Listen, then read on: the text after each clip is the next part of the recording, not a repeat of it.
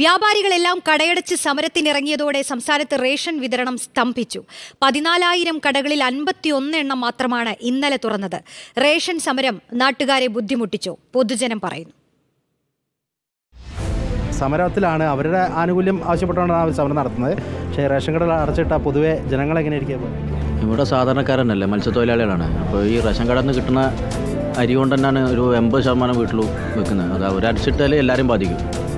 സമരത്തിനോട് യോജിക്കുന്നുണ്ടോ? നിങ്ങളുടെ ഒരു അഭിപ്രായം? അടിച്ചിട്ട് കഴിഞ്ഞാൽ തന്നെ നമ്മളെല്ലാവരും ബുദ്ധിമുട്ടി പോകും. നമുക്ക് അരി കിട്ടിയില്ല, ഇപ്പോൾ വീട്ടിൽ നിന്ന് വാങ്ങേണ്ടി വരും. ഇവിടെ ഏറ്റവും കൂടുതലുള്ളത് മത്സ്യത്തൊഴിലാളികൾ തന്നെയാണ്. ഈ റേഷൻ കടൻ്റെ ഇതുകൊണ്ട് തന്നെയാണ് ഇവിടെ എല്ലാവരും ജീവിക്കുന്നത്. ഒന്നില്ല, ഇവിടെ ഈ അടുത്തായിട്ട് തന്നെ പണി വളരെ കുറവാണ്. ഇപ്പോഴാണൊന്ന് പണിയും വന്നത് മത്സ്യത്തൊഴിലാളികൾക്ക്. അപ്പോൾ ഇത് ഇനി എത്ര കാലത്തേക്ക് ഉണ്ടാവുമെന്ന് പറയാൻ പറ്റില്ല. ഈ റേഷൻ കട കൊണ്ട് തന്നെയാണ് എല്ലാവരും ജീവിക്കുന്നത് ഇവിടെ. പ്രശ്നം രസമാകുമ്പോൾ തന്നെ കമ്മീഷൻ്റെ പ്രശ്നമാണ്, കൊടുക്കാത്തതിനെ കൊണ്ടാണ് നിങ്ങളുടെ പ്രശ്നം.